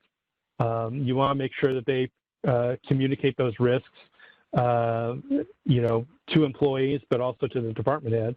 And anytime you make any changes, you should have some type of evaluation, a risk assessment is what we would call it, to make sure that any risks related to that are addressed. And so very simple model is determine what your objectives are, do a risk assessment, apply controls, assess those controls, in other words, test the controls, make sure they're actually doing what they're supposed to be doing, and then monitor the controls going forward. So this is kind of the way that, one way to look at IT risk management or cyber risk management.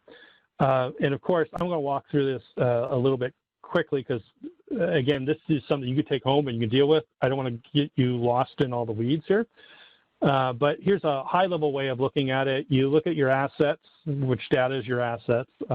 You classify it, is it low, moderate, or high as far as value to the organization. What are the threats to you? What are the threats to the assets? What's the impact of loss potential? And then figure out how often it might occur. Because if you want to calculate anything like value or cost, you'll need to know a rate of occurrence and all that kind of stuff. And then you want to figure out what the recommended controls are, so you can do a cost-benefit analysis. If you don't know what the potential impact and the occurrence calculations, you really can't determine what that is. Sometimes sometimes it's very difficult to come up with a dollar amount of the loss that could happen if something happened, but that's where you might have to talk to your insurance agent. If you have a cyber insurance policy, they may be able, because they'll probably have actuarial tables, and then you can use those as a guideline, or if you can get the information from your insurance providers. If not, other organizations may have it. There's plenty of people that make documents each year about those, and then document what your results are. Now, NIST 830 had this, this is their old version. They have a newer version that recently came out. So NIST has guidelines for different things within cybersecurity. They basically say, go through and look at your system, come with the character, look at your threats, look at what vulnerabilities you have, look at what controls you currently have in place, determine how likely something bad is to happen for all the different types of things, look at what the potential impacts are, and then determine the level of risk you have, and they come up with the controls you should put in place and then document it, right? So similar process as to the one that we talked about before. This one has a little bit more steps to it, but here's one way that you can document it. And this is like a threat matrix, and we talk about the threats and the vulnerabilities. We talk about the likelihood impact, what controls are in place that kind of address it, maybe some notes of how attackers might be able to get in, what assets may be involved, is there any mitigating factors, what other controls might you have in place, and then recommendations if you need to change it, and then what the level of residual risk is. And there's a bunch of different ways of calculating all of this. You can do it. Most organizations will have some. There's going to be a lot of subjectivity to some of it, but if you don't have statistics to go by, then it's going to be, educated guess is what some of it's going to be.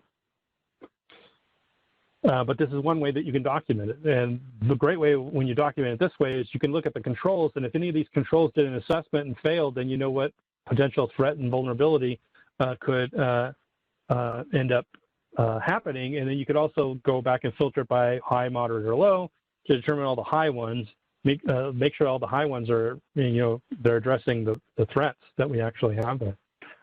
So it could be a useful tool for that. So NIST 839 has some other ways of looking at risk framing, risk assessment, risk response, and risk monitoring. Kind of the same thing we were already talking about, but this is kind of like talking about at that enterprise level, not necessarily at that IT level, but certainly talking about it. And then the idea on the monitoring side is that we have some type of continuous monitoring of risk. And that's where we're going to have to kind of have inputs. For continuous risk management, we have to look at, did a control fail? Is there, did you have an assessment or audit done, and what did they find? Was there an incident? You got hit with ransomware, that's an incident, okay? That should kick off a whole process of determining what level of risk we have and what we need to do to address it. Anytime you change a system, there should be a risk assessment. Especially the larger the change, the more rigorous that should be. What if your mission changes? Well, if everything's aligned to your mission, then there may be a change in risk if that changes. Are there any industry advisories out there or government advisory telling you about it? Are you hearing anything in the news about increase of certain types of attacks? All of that becomes input into a process where you ask the question, the next question you ask is there a material change in risk?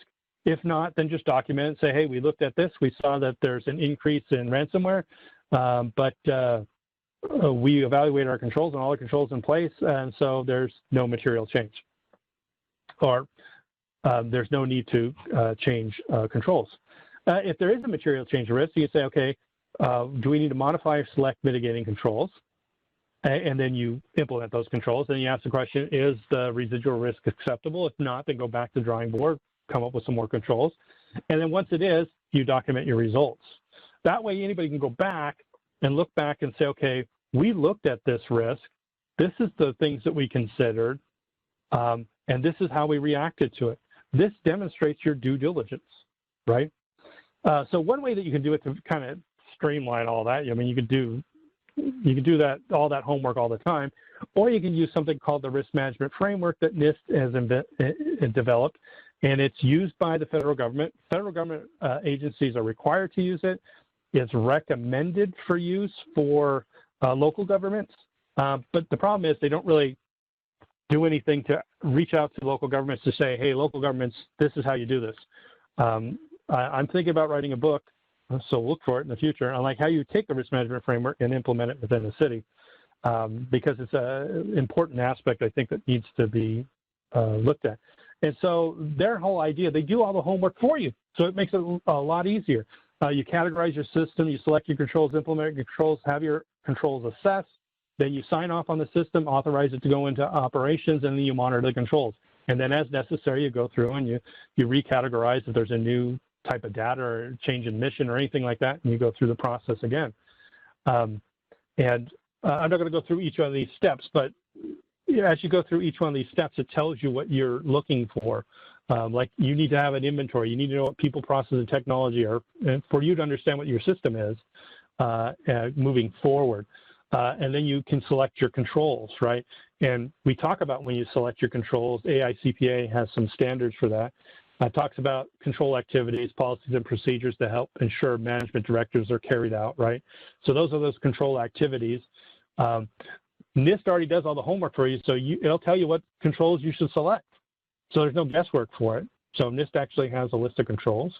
And if you actually implement their selected controls, it demonstrates due diligence. So in any type of legal framework, if you want to demonstrate due diligence, adopting NIST standards demonstrates it, right? So that's what you can do for that. You implement the controls, obviously. Once you implement the controls, you need to make sure they're done. You're not going to just take IT's word for it. So somebody needs to check those to see that they're working as intended, produce a desired outcome. And then you're going to sign off. Someone needs to sign off in management. They're going to authorize the system to go into production. And then you're going to monitor it there going forward, right? And so that's the risk management framework. That kind of, there's all these documents, as you had seen as I went through it, that kind of help you do that. And again, I don't want to get into all the weeds with you because that's a whole nother class, how to implement that. But so now many of you have probably heard of the cybersecurity framework, which is kind of another approach. It works in tandem with the risk management framework. In fact, it is meant to kind of work with each other. This one was developed basically because local governments were not following the risk management framework, and so they said, we got to come up with something. And they try to come up with something that would work for reporting, because the risk management framework is great for doing the risk management and having people sign off on stuff, but it's not great at like reporting it. Where are we? You know, where is everything within our system? Whereas the cybersecurity framework does. So when you look at identify, protect, detect, respond, and recover, there's control objectives under each one of those families. And that family of control objectives is about how you identify what's in your system, how you protect what is in your system, how you detect the control objectives that you have in order to detect someone's attacking your system, the control objectives you have in order to respond to an attack, and the control objectives that you would have in place to help you recover, right? So when you look at it from that way, their point in making this is really just to report up. The funny thing about this and the risk management framework, they both look to the same document for the list of controls that you should follow. So you can just tell your IT staff follow those guidelines and make short work of it. But when you want to report this back, you'd want to know how well you're doing in each one of these sections, right? If your detect is really low, in other words, you don't have a lot of controls in the detect area, you would probably want to bolster that up because you want to make sure that you can detect that something's happened so that you can respond. Because if you have really good respond and recovery controls, but really weak detect controls, then you're not going to detect something, so you can't respond, you can't recover, right? Until it's too late. So that's the idea of this cybersecurity framework. So that's one way to look at it. There's a little bit more explanation on each one of those, and you guys have the slides so you can download those. So a lot of people say, do I use both? Do I use one? What should I do? Again, one of them is a framework to make sure that stakeholders are engaged in the process. That's the risk management framework. The other one is more of a, here's how we want to, here's control objectives, not controls, and this is a great way to report it. So that's what you kind of have with it. So what do I mean when I say a control objective versus a control? So for an example, in the cybersecurity framework, it says malicious code is detected. That's just the control objective. Well, how do you do that?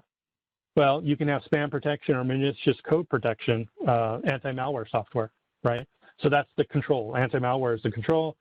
The control objective is that the objective, what you're trying to accomplish with that control is you're trying to detect malicious code. So that kind of gives you the idea. So whether you can use one, both, whichever way your organization would want to use those in conjunction with COVID, if you wanted to. They all point back to this NIST 853, which is a list of all the possible controls that you can have in IT. Now, all of them, you wouldn't use all of them, but they all reference back to it. So this is the area, if you wanted to look at one document that you want to give to IT and tell IT that they should be following it, you'd want to see where they stack up against this. So gap analysis between NIST specification 853 and what you currently have in place for the appropriate controls, because not every control in that list, because it's got every control, including controls you may not even use. So you have to they have different, what they call baselines, say, a low, moderate, high system. You should pick a moderate system if you're a local government, and then look at all the controls that are just necessary for a moderate-based system, and then compare yourself with that. you could easily, once you do that, you can easily turn it into the cybersecurity framework. In other words, report it in that manner. And then you can implement the risk management framework to make sure that those controls are in place. And if you look at COBIT aligns with it, ISO aligns with it. If you have operational technology and other ICS systems, they align with it. And they're in the process of aligning Internet of Things, IoT systems are now getting aligned with 853. That's in its process right now. So everything's pointing back to this one control catalog. So that's the controls you kind of want to look at. The cybersecurity framework, if you look at one of their objectives, like IDAM-1, physical devices and systems within the organization are inventoried. So there's this thing called CIS, critical controls, that exists out there. There's only 20 controls, but this aligns with that. COBIT talks about this. BAI 09.01 and 02 are talking about doing that inventory. ISA, which is talking about operational technology, ICS systems, if you have a plant or any of that kind of stuff, the controls that they have for that and those standards align with the cybersecurity framework. And then the IT ones, 853, which is the one I just showed you, or ISO, even if you used ISO, align still with the NIST cybersecurity framework. So you can take the cybersecurity objectives and align it with any of the standard frameworks that are out there. That's all I was kind of showing you with this, so it doesn't matter where you go to do it. So where should you place governance within your organization? That's always the question. So IT operations and IT security, what should you do with those? IT security goals and objectives are different than IT operation goals and objectives, and that's an important thing to consider. And that oftentimes those are at competing, they're competing with one another. So sometimes people say it's service and value versus safety and security. And so that's why most organizations will take and create two different roles, a CIO and a CISO. And so getting back to my goal, again, that we talked about with a CIO or CISO, a CIO is the information technology or information systems. They bring service and value. Their goal is ensure value is brought to the organization. CISO is going to deal with cybersecurity, risk, and compliance, and they're going to make sure that risks are identified and addressed. And that sometimes is called safety and security. So that gets you this whole thing. Should we have a CISO? Well, who's going to do the risk management for the cyber side of things if you don't have this role, right? So that role can deal with the governance of information and technology. It's typically executive level manager who directs the strategy. Now, I notice in a lot of cities, they don't have executive level IT and they don't have executive level cybersecurity. Oftentimes what they have is they have it down lower within the organization. The more mature organizations have it higher up. And the reason for that is that in order for a city manager to continuously make decisions based upon the cyber risk, there needs to be somebody at the table that's going to be addressing those cyber risks, right? And to bring value to the organization, somebody in IT should be at that table as well. Now, I know that a lot of organizations don't have it that way. And we just see in the industry that the more mature organizations have it further up the chain of command than lower. And if you get too low, then there's not enough information getting to the city manager in order for the city manager to make informed decisions, right? So that's what we kind of do. So what are their typical responsibilities? Again, they're leading the cybersecurity strategy. They're overseeing the cybersecurity aspects of it, making sure and enforcing the security policies and procedures. And sometimes they're working on the governance side of things, making sure that their compliance is being held. They can be an advisor to the stakeholders on what the cyber risk is so they can make risk-based decisions. So they're going to partner closely with senior management. They're going to partner, make strategic relationships between all of those different areas within the enterprise, all the stakeholders. So there's going to be a lot of collaboration if you have this role. You're going to have to talk to the city manager, administrative services, head of IT, risk management, human resources, head of finance, any other stakeholders. Probably even legal, right? Whoever the city attorney is. All of those people are going to be collaborating with this role because, again, the cyber risk aspect of this and the compliance aspect of it is just going to wrap. You're going to end up having to deal with all these other areas. So you're going to have that idea, what I talked about earlier, of that shared responsibility that I spoke of earlier. Going forward, you can kind of look online and see what kind of like, chief information security guard, what are they doing? And I kind of lined all this out already in the slides, but you can go look it up to see if you're going to invent this position with your organization. So you can kind of look at some of the different areas that they have responsibility of. Sometimes it's fraud prevention, security architecture, cyber risk, data loss prevention, forensic investigations, access management, governance, all those kind of like the areas that they typically end up being involved with. And that's just based upon, surveys from the industry.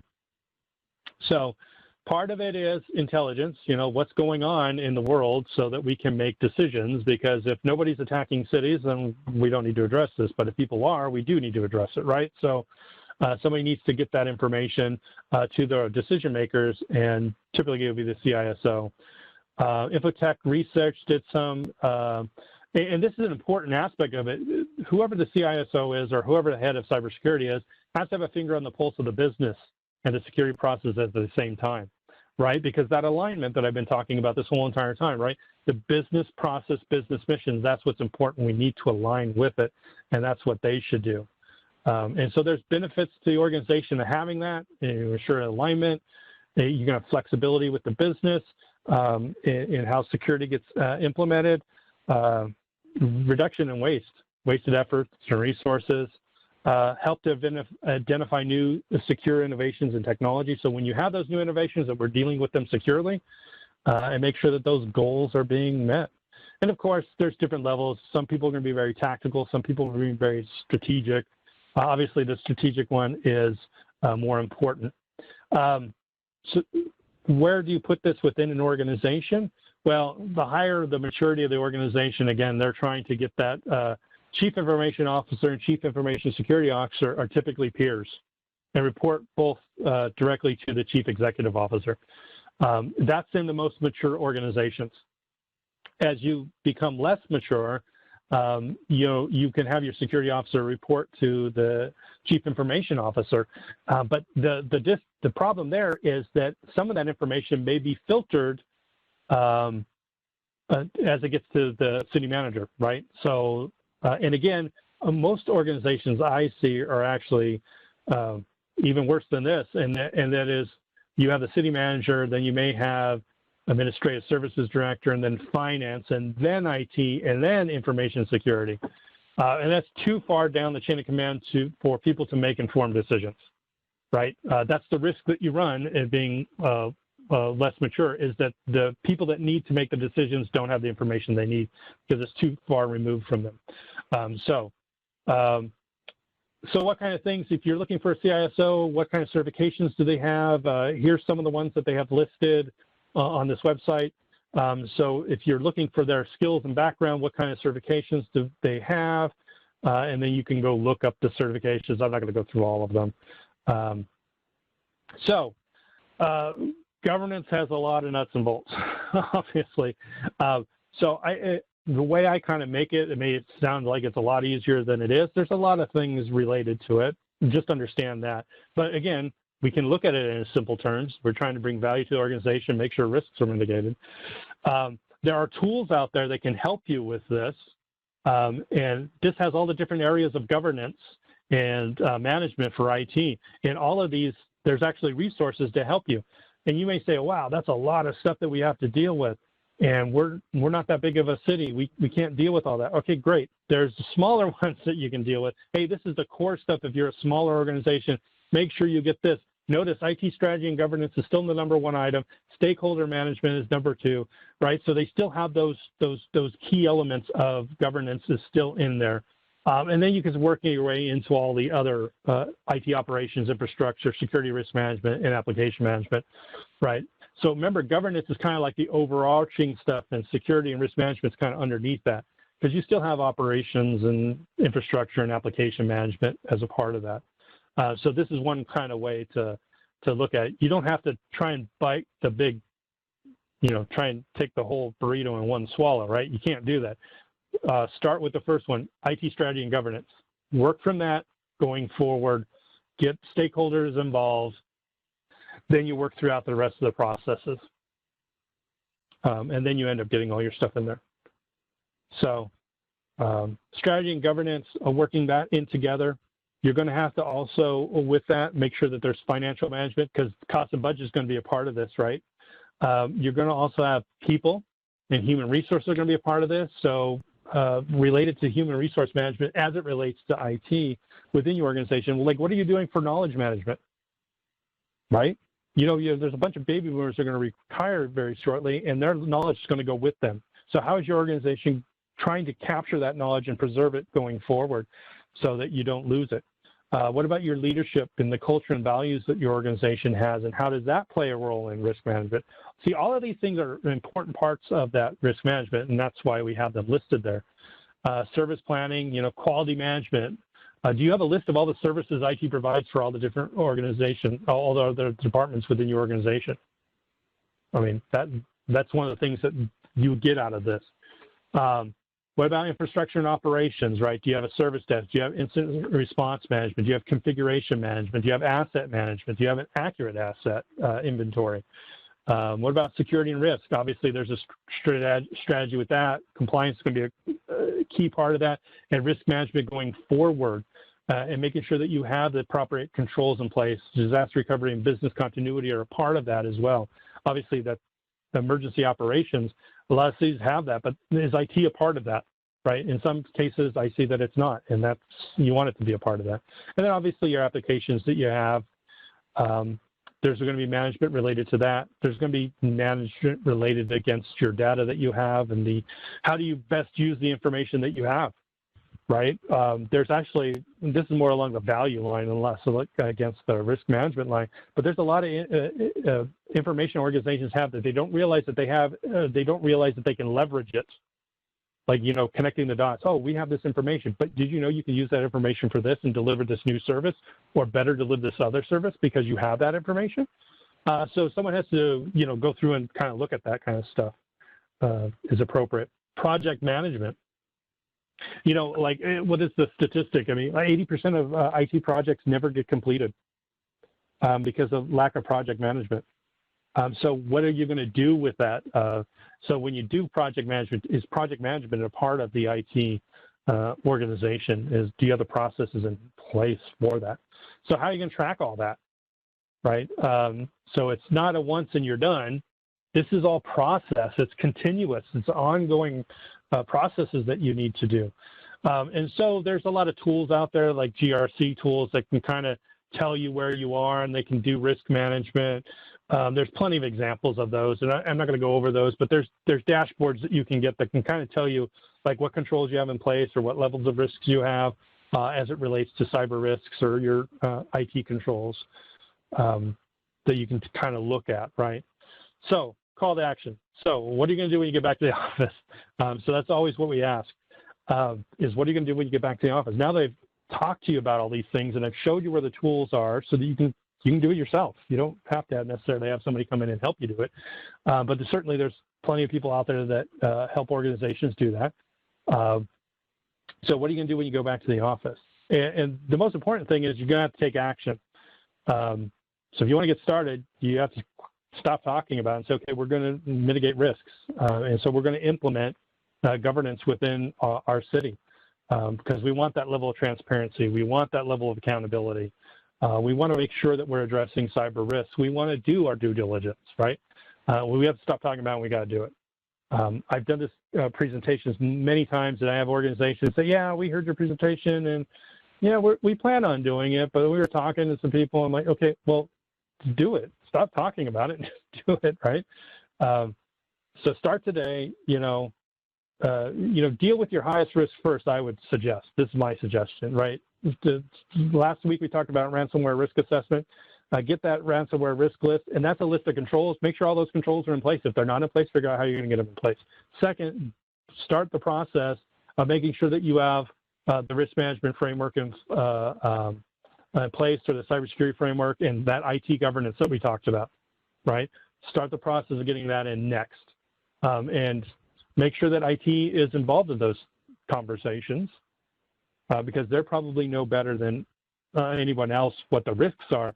But again, they're informing the business unit, the business stakeholders, so that they can make the decision, right? So